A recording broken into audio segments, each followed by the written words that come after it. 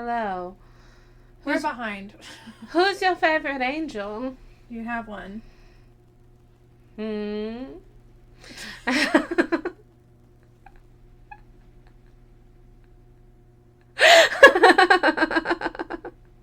Among many religions, the angels and archangels are worshipped, and we're going to be talking about Michael. And he's a lot of people's favorite angel, I would say. Sorry. Sorry. We've had a weird morning. It's weird. It's been a weird morning. So we are actually behind on Libra season entities. And we're putting those out slowly but shortly. I'm very awkward. Sorry. And Michael has been wanting us to talk about him for a few months now. Yeah, and we're late. We're extremely late. We have a lot of Scorpio stuff to talk about, but we really need to talk about Michael first and foremost. Yeah. Yeah. I think this is the time that we can say that we are not doing celebrities anymore. Yeah. I think it's important to talk about the fact that there's a lot of things going on with celebrities right now, and we really just don't want to be associated with any of it. We don't really know who's involved with what or ever. There's lots of Horrible bad things going on in Hollywood, and we just don't want to talk about it or glorify it in any way, shape, or form. We don't want to talk about celebrities or their birth charts anymore. We had a whole, what we called Libra platter plan, but we're not obviously doing that, and we had canceled it completely. Yeah, we did. So, we recorded a lot of it. We recorded actually all of it, pretty much, and we just aren't gonna... Unfortunately. We just don't know who went to parties, and there's only one that we know that didn't go and actively talks against. But we honestly feel that it's a good time, and for a while since the Met Gala. Yeah. That it's not... Yeah, just crazy things. Most of these people go to Met Galas, and we don't support things like Met Galas and things like that. And we really want to stand in... our business. We want to stand on business. We want to stand on our moral compass, and we want to just stop talking about celebrities. We want to talk more about the spiritual aspects of things. We can do all of that without talking about celebrity birth charts.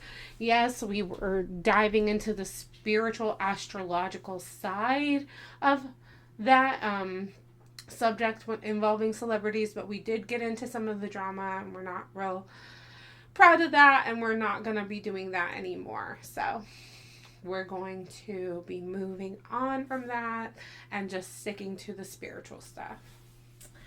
We did talk in the past about how celebrities are idolized, and there was a phone call me and another spiritual guru had, and I don't know what I said. I said something about the celebrities being idolized, and she said, because our gods slay, and then I was like, actually, they do. Yeah.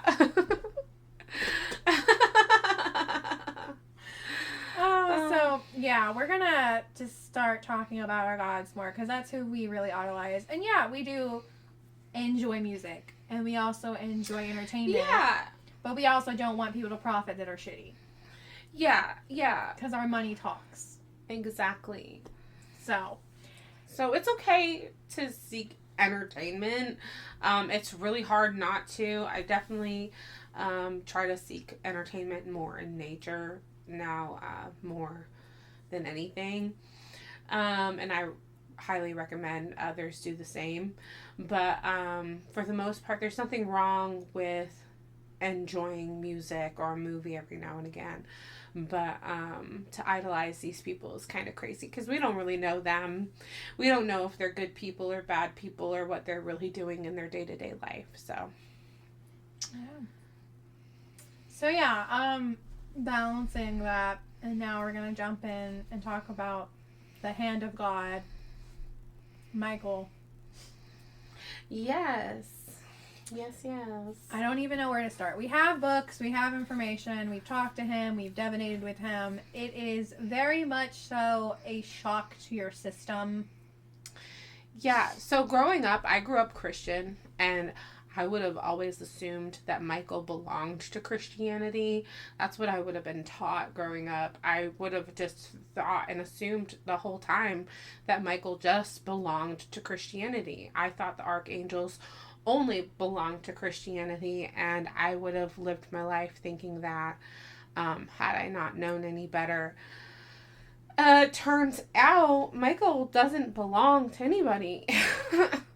Michael doesn't belong to any religion. Michael's celebrated and worshipped across many religious beliefs and practices. So we're going to get into some things about Michael.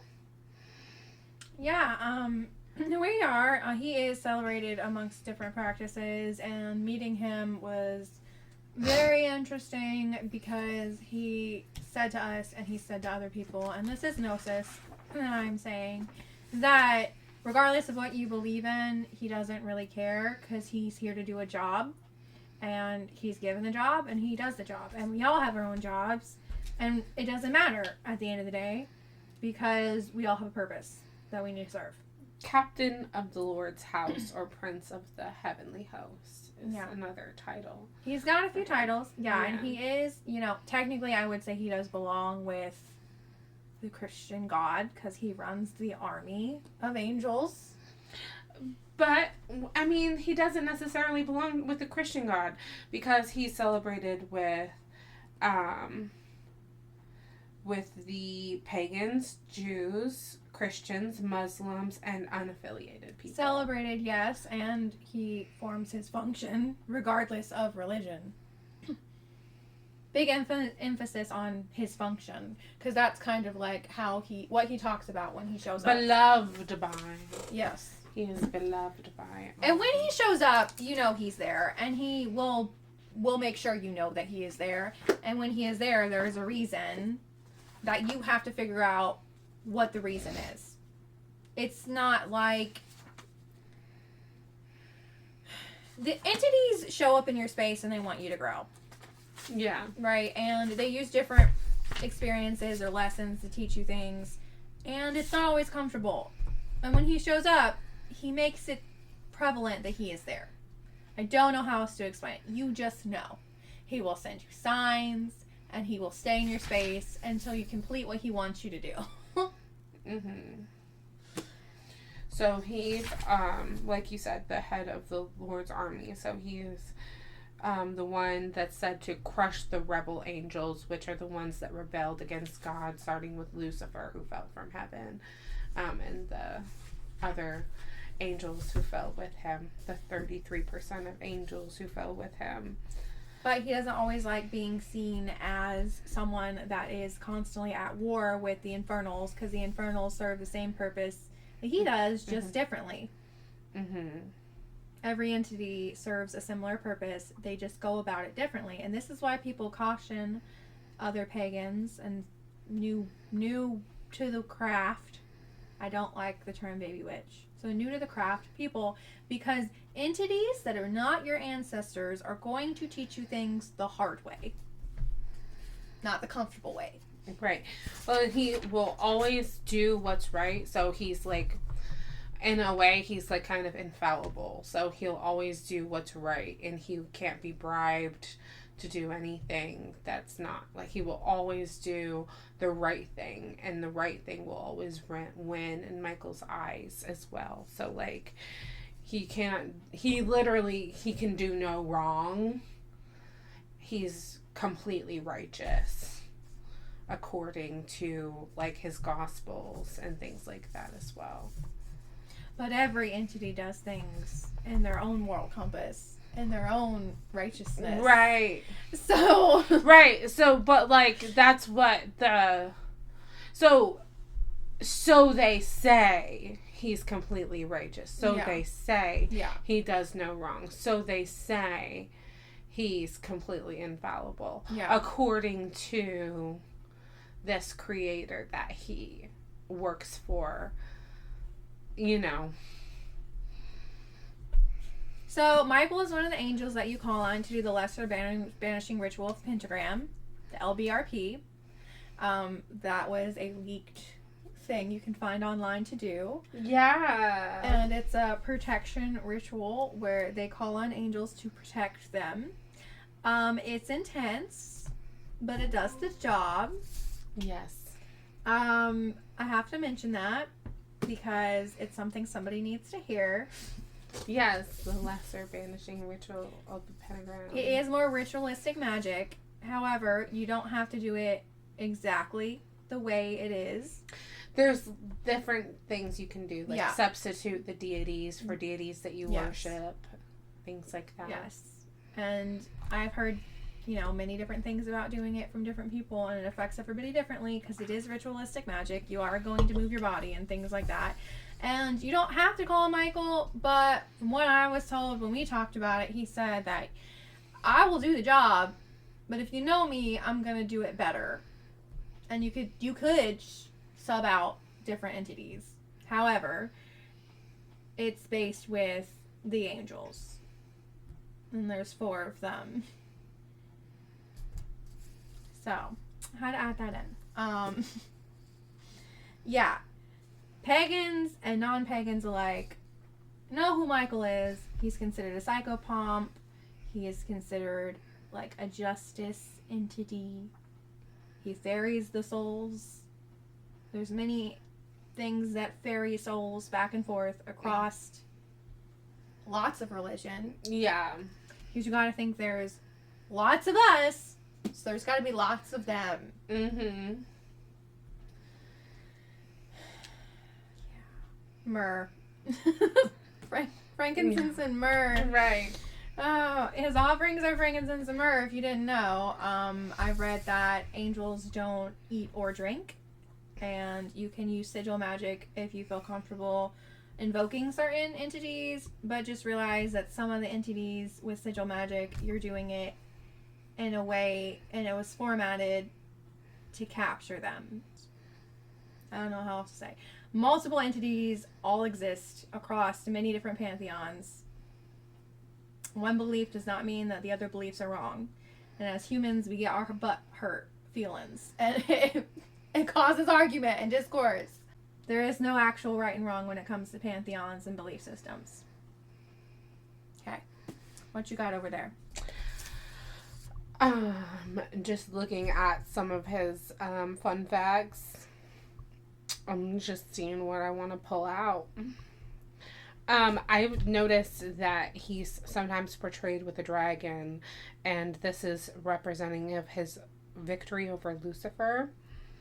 But he was also worshipped as a deity in Babylonia and Persia, where he may have once ridden the dragon, and sometimes the devil is substituted for the dragon, which I thought that was interesting. And I didn't realize Michael rode a dragon. I thought that he just flew with his wings. But it's giving Game of Thrones. A lot of the things that you find about entities is a lot of mixed books and mythos and lore. And we say this every time we talk about it, is that the information can get confused, it can get inflated, it can get mixed up, it can get absorbed, because we're all human, and over the course of time, our technology and our ability to document things have changed. So sometimes it just all becomes like there's 2 people sitting in this room right now podcasting. Right. And we're not the same person. No. We've talked about this before. And we have more sources, obviously, still to talk through about Michael. Yeah. Which is crazy. Because... The point is, there's 2 people. We're not the same person. Right. But in the future, someone could confuse the fact that we are the same person. Right. We have not only been talking for 2 minutes. No, it stopped earlier. I was gonna say. No, it stopped earlier. I was like, oh wait, 2 minutes. Let's do the time warp. I was like, what? 2 minutes? No, not 2 minutes. Okay. Where are you at? Yeah, cobalt blue. That's why he wanted that color. That's the cobalt blue that he was wanting for the candle. Well, we burn candles for our deities. We told you that, though, before. We did say that, yes. We have some interesting candle stuff going. There was a joke that happened. I can tell you about it. It's kind of weird. It's kind of funny. It is UPG. Okay. So, I was walking around the house looking for a very dark blue candle for Michael. And I didn't have a big blue candle, just the small chime candles. So, I found small chime candles. One was broken. Yeah, and she was like, I don't know, I don't think you want the broken one. And in my head, I just hear, I mend broken things. So, and I said it out loud, and she was just like, at the same time, she got the same feeling that he wanted the broken candle. Wanted the broken candle. And I was like, and we were just like, okay. Okay, that's weird. And so we just did 2 bright cobalt blue candles because for the big candles, we didn't have the right shade of blue. So we did 2 blue, and then I was told that we need a white one, so they're in a triangle. And then also incense, frankincense, and myrrh. So I have myrrh, and I heard myrrh. I was walking around the house trying to find my myrrh. So I heard myrrh. I was actually in the kitchen when I heard myrrh. That's where the incense was. I lost my incense. And then this patron of Loki. Me, myself, and I. Hello. And I hear very loudly, "Murder, Judas, no!" I'm just rolling, trying to tell none of the spiritual guru what just happened. Oh my gosh. Well, I'm getting roasted by Michael about my house is a mess and I don't have my incense where they need to be. Just to find out they were in the kitchen where I heard myrrh. No, I didn't hear the murder part until I walked into the room where Loki's altar is. And then he was loud. Then I decided to give Loki cereal because I need to be cereal. So yeah, there's that little story time tidbit about how it is to work with a trickster entity and also be a psychic and also talk to other entities. Do they get along all the time? I mean, most of the time, yeah. Are they weird sometimes? Yeah. Yeah. I just witness weird things all the time. Yeah, we have weird things happen. Strange things can happen. So, I have a book that I bought. I'm not sponsored. It's by a author named Sarah. I don't know how to say her last name. I'm not going to say it. It's called Where Gods Left Off. She's a Christo-pagan, she's Christian witch. Actually, Christo-pagan's the other person. Anyways, and she does like deity interviews and entity interviews with other entities that are not God, even though she works with God. Because she acknowledges the existence of other entities. If it confuses you, I'm sorry, you're on the wrong podcast. If it doesn't confuse you, stay. So she did an interview with Michael, and she used tarot, and she wrote a book about it. All right, it's not just Michael, it's other entities like Loki. And Michael said some things in here that I can tell you that we resonate with, like UPG. Like people don't need to approach him because he'll show up when he needs to, and he'll tell you what he needs you to do. So, I mean, you can approach him, but ultimately, he's an entity that will be there when he has to be there and needs to be there, and he doesn't like being seen as constantly fighting the Infernal, because like I said earlier, you know, they all kind of seem to do the similar things, just at different lengths, because they are different entities. Yeah. Well, Michael is a lot. Michael has very strong energy, especially when he comes around. This is why he's called upon in things like the LBRP. And I think that's also nodding the fact that he wants us to do it still. He's very protective. When you're in your righteous energy, he's very protective of you. So when you know you're in the right about something, you can call upon Michael to help you through, like, to win a court case or, like, anything like that. When you're, say, you're in a court battle and you're the innocent party, or you're fighting for something righteously that you deserve to win in a, like, a lawsuit or something, Michael's there. You can call upon Michael to help you with something like that as well. Also, I wanted to add that he is the one, supposedly the one at heaven's gate to weigh your soul. So he holds the scale to weigh your soul, which is the association with Libra.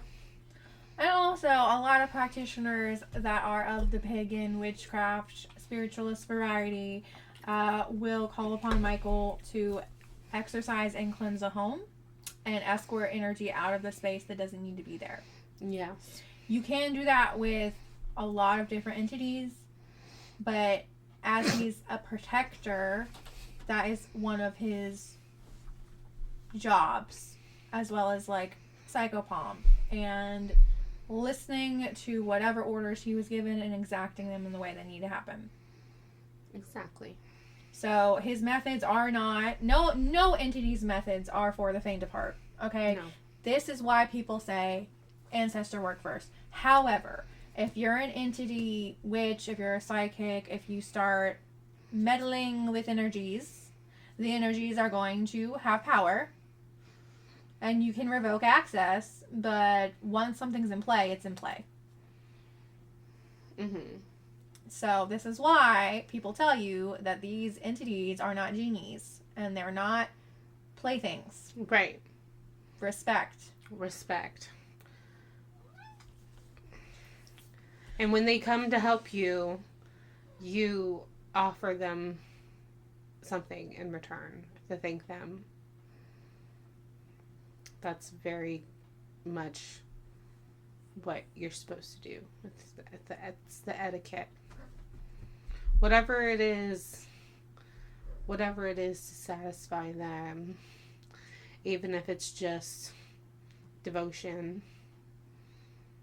I mean, oftentimes, the more I get into spirituality and the more I talk to entities, as, you know, I do workings, I'm a psychic, I'm a medium, all that stuff, you have to respect them, and most of them mostly want devotional acts. Yeah, the candle's good, it gives them energy.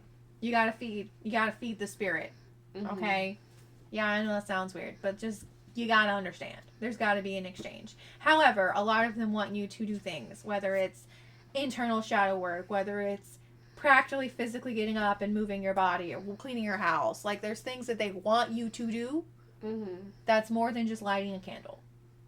And this is what I think confuses people, even an angel, because it's the way the Bible is preached isn't about doing the thing. If you, for instance, we were talking about this earlier.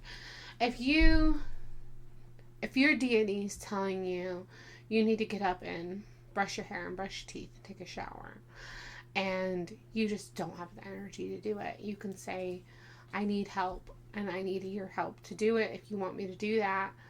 And they can say, okay, I'll give you the energy to do that.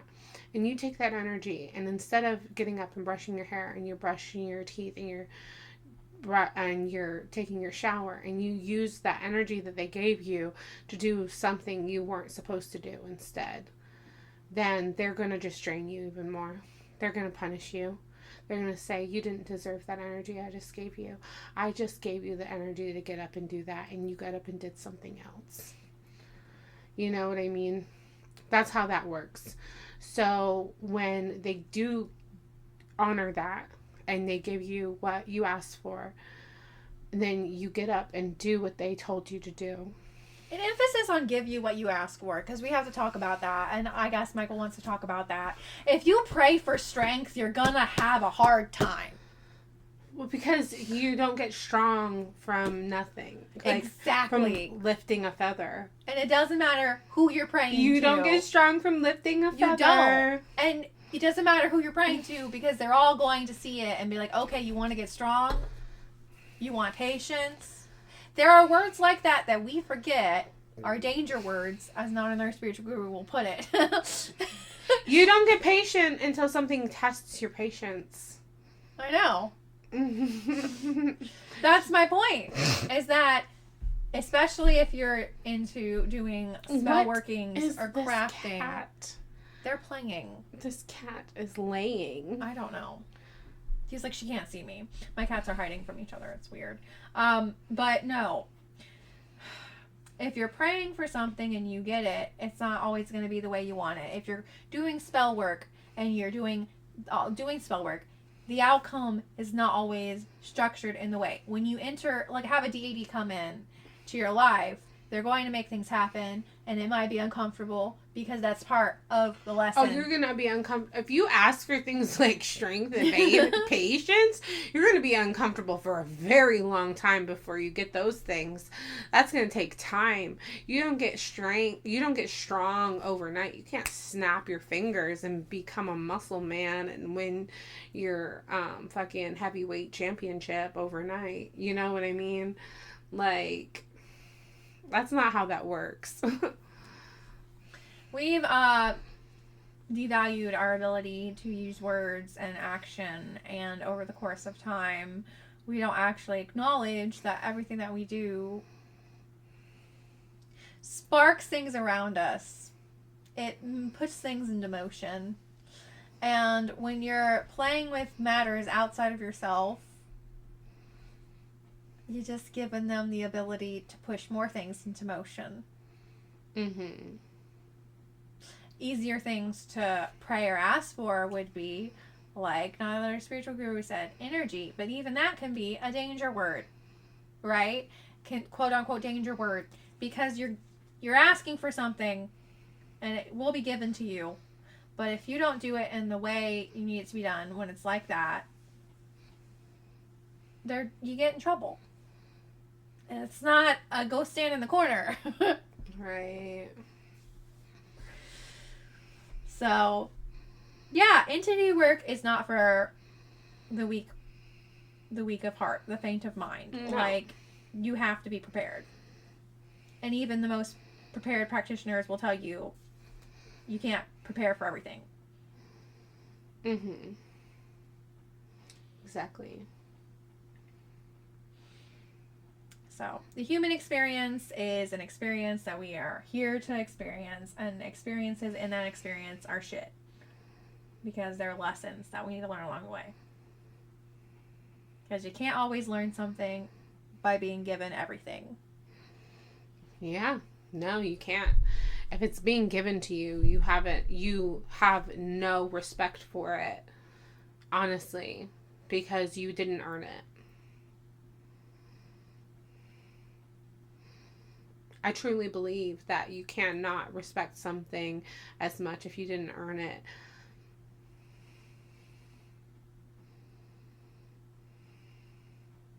How to work with Michael? You let him tell you when you need him. TikTok doesn't always signs. I have to tell everybody that every time. Sometimes it can be, sometimes it's not. If Michael's around, you'll feel a very strong presence in your energy. It will be sitting with you all the time. It will be uncomfortable. You'll realize something is happening. You feel something. You'll feel a presence for sure. It's not quiet. And if you're not 100% sure, just say his name out loud. Yeah. One time. Just one time. And then you'll know for sure. I think the first time we actually started reading about him, and not another spiritual guru decided to read from the Encyclopedia of Spirits, and in Michael's, which I just opened to that page and it wasn't tagged. Isn't that hilarious? Do you have the other book where Oh man. the Saint Michael? Yeah, it's over there. I don't know what's happening right now.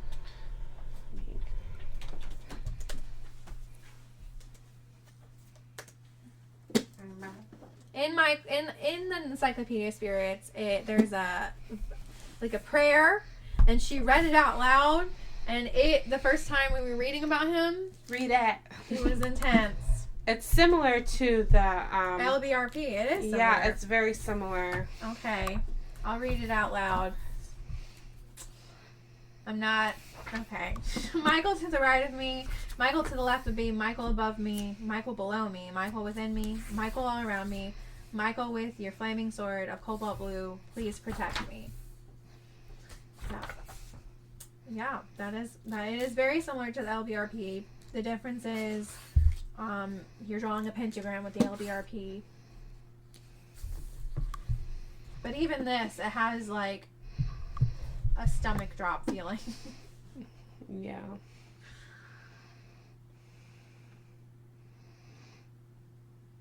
You good? Yeah, I'm waiting for you because you were. Oh, I was just pulling up Saint Mike. I didn't know if there was anything else in there you wanted to pick up on real quick. Not really. I mean, I've said multiple times that he is depicted fighting Lucifer, but that's not his only function, nor does he feel like he's in a never-ending battle with him.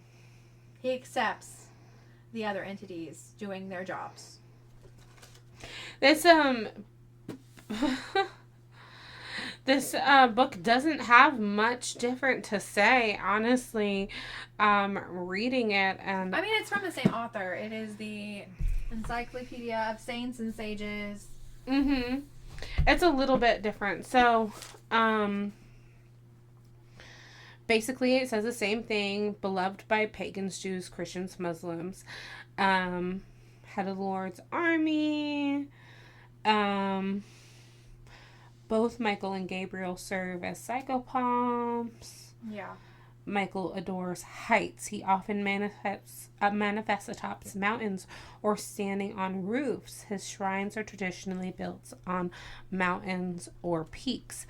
Veneration of Michael was often officially substituted for that of pagan deities, specifically Mercury, Veles, and Wotan, but possibly others as well.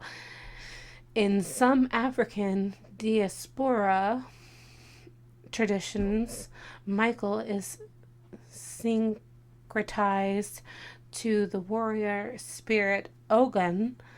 The Dominican voodoo traditions, the image of Michael is used to represent Bile,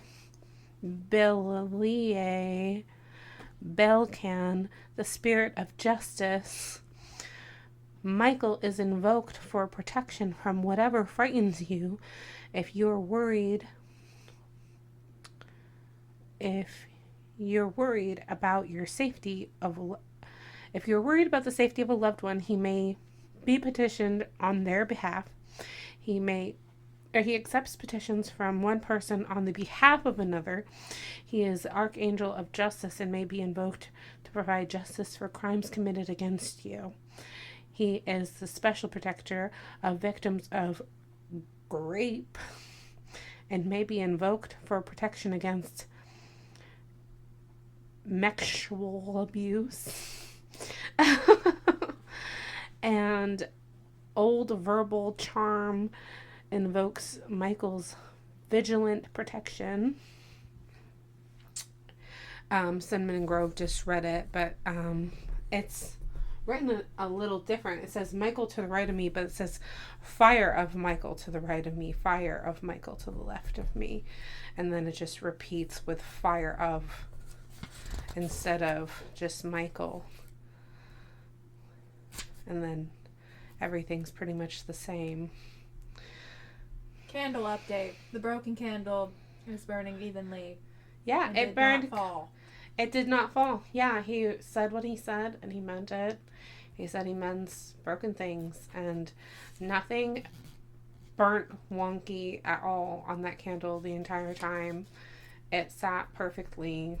We do got some drippage on the white one, but I mean, he had us do some weird, I don't know We'll see. We'll update you on But the whatever blue ones happens. are burning clean, okay? Blue ones are burning clean. Michael is invoked for the safety of the sea. He is a patron of those suffering from seasickness or motion sickness. He is credited with miraculously producing numerous hot springs and mineral springs. He is also invoked for fire safety. He vanquishes hexes, curses, demons, and evil spirits.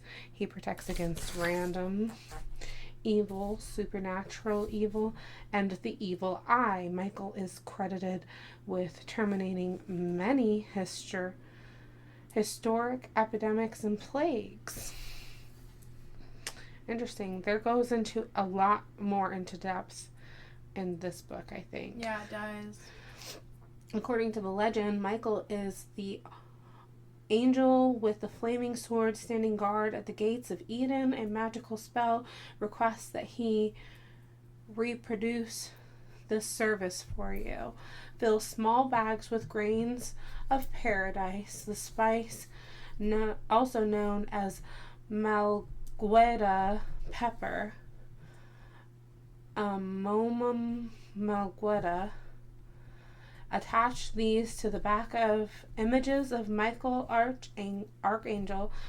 How many images you need depends on the number of entrances to your home or the location you would like him to guard.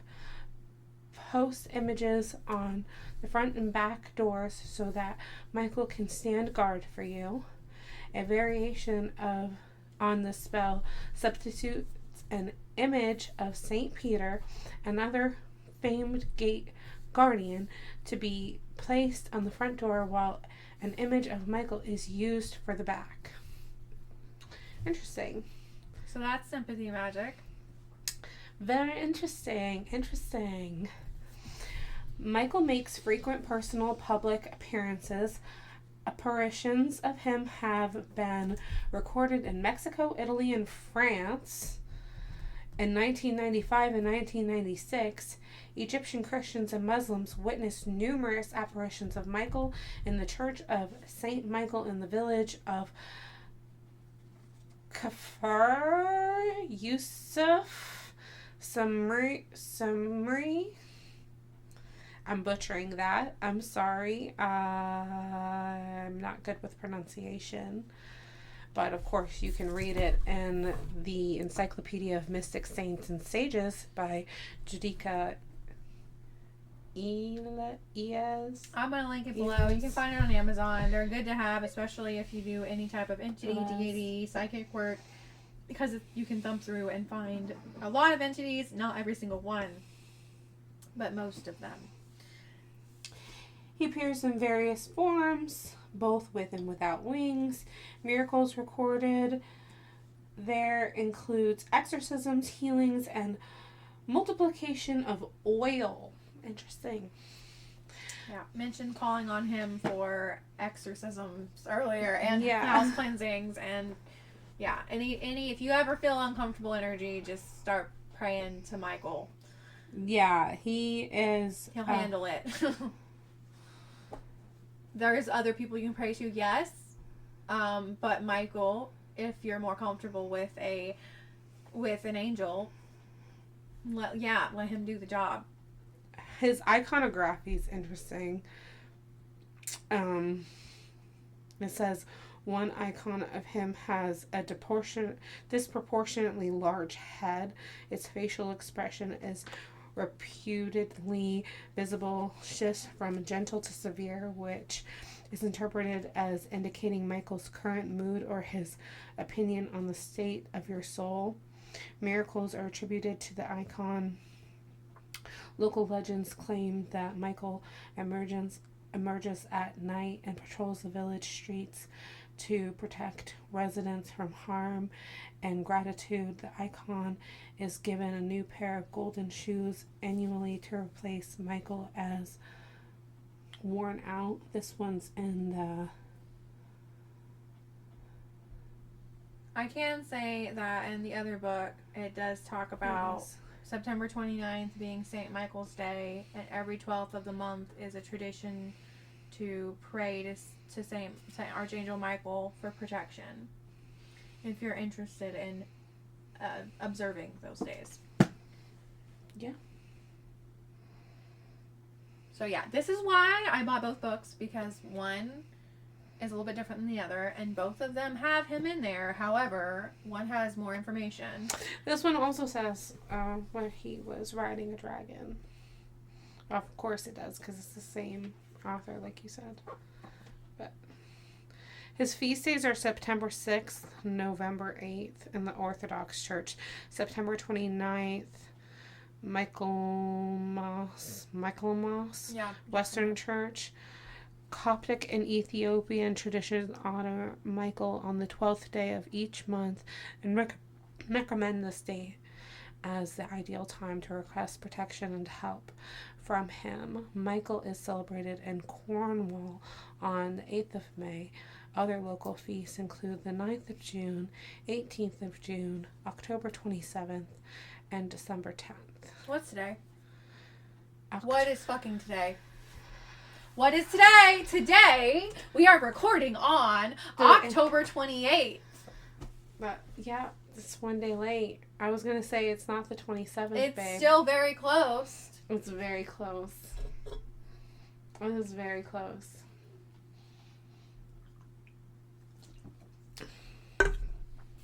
Very close. How come in this book it only says red and silver, but it still talks about his sword of flaming cobalt blue, but it doesn't say that his color is cobalt blue? Because, I don't know, some of them, she got stuff cited in the back and stuff. I'm not sure. His elements are fire and water. Seems contradictory.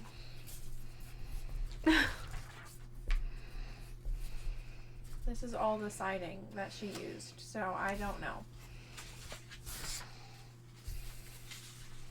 Offerings: red candles, frankincense, myrrh, angelica, garlic. Renditions of Michael row the boat ashore. Row the boat ashore. Row, row, row your boat. A song inspired by the Archangel. In Sicily, Michael is given sugar and sweet liquors. In Greece is Dodecanese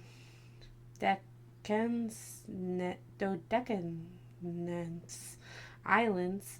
He is traditionally given brooms as symbolic requests that he sweep evil from the world. It is considered imperative to fulfill all vows made to Michael. He is a spirit of justice who expects people to live up to his high standards. He will not harm shirkers, but he will appear in dreams to remind them and may inconvenience them until all debts are paid in full. Dun dun dun. What did we just say? What did we just say? What did we just say? We work with deities, especially ones like Michael. You fulfill those deeds. So yeah, not a faint of heart will come to you when you need him. You can pray for protection. If you feel like you need to cleanse your house, you can call on any deity. But if you have some stank energy and you need it out, call on deities that can take the stank energy out, like protector deities and deities that guard thresholds. Michael is a liminal space deity. And I think it's funny that we're also about to record an episode about Hecate, who is also a liminal space deity. Yeah. Who is placed at gates, just like Michael's placed at gates. I've already got her bookmarked. So I'm ready to roll. You're going to see the aspect of two different entities that are similar but not the same. Yeah. Because they're not the same. And you need to respect that. So this is our wrap up of Libra season. We're late. It's late. It's Scorpio season already, but that's okay. We're going to head into Scorpio season. It's going to be a good time. It's going to be interesting. Yeah, we have lots of good stuff. So Hope you enjoyed us talking about Archangel Michael and learned a lot. And we hope you also go on and continue your research and continue learning on your own. Because it's good to know things. Especially if you want to work with Michael. It's good to do things on your own time, and he's gonna come to you if you need him, and he's gonna expect response. It's true. So, if that didn't scare you, I don't know. Ooh, spooky. I mean, it really should, right? You need to live up to potential if he comes into your space. You need to do what's asked of you or what's told of you, and you can't be protected all the time from everything. Right. Sometimes you need to deal with bad things. Yeah. It's not makes the bad thing better, but life is life and human experiences. Life is life. Are not fun, are they? Human experience is not always fun. Sometimes. So, yeah, go listen to our other episodes. We have quite the catalog. That is all. Yes, and goodbye. If I can find my mouse.